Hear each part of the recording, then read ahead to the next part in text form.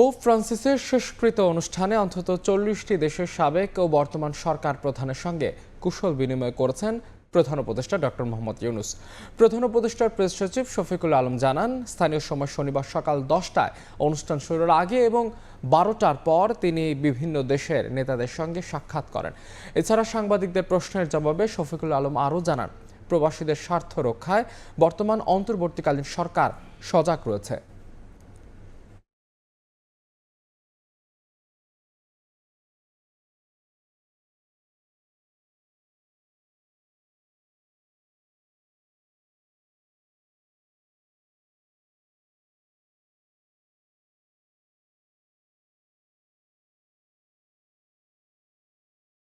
অনেকগুলো দেশের রাষ্ট্রপ্রধান, তাদের প্রাইম মিনিস্টার, অনেক দেশের কিং কুইন, এদের সাথে উনি কথা এক্সচেঞ্জ করেন।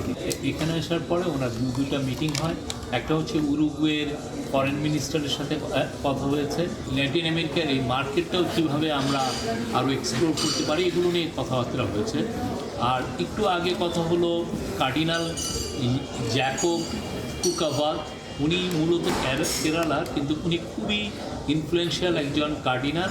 আপনি জানেন, পোপ ফ্রান্সিসের সাথে আমাদের চিফ অ্যাডভাইজার একটা খুবই হৃদ্যতাপূর্ণ সম্পর্ক ছিল। উনি খুব বিগ অ্যাডমিরার ছিলেন পোপ ফ্রান্সিস আমাদের চিফ অ্যাডভাইজারের কাজে। এখন কোন পার্টি কি বললো আসলে সেটা আমাদের দেখবার বিষয়। আমরা বারবার, আমাদের চিফ অ্যাডভাইজার বারবার বলছেন, একবার না, এই রিফর্মের কাজগুলো আমরা গুছিয়ে করতে পারবো। জুলাই চার্টারটা হবে, হওয়ার পরে আমরা একটা কাজ গুছিয়ে আমরা ইলেকশনের ডেট দিব, সেটা ডিসেম্বর থেকে জুনের মধ্যে।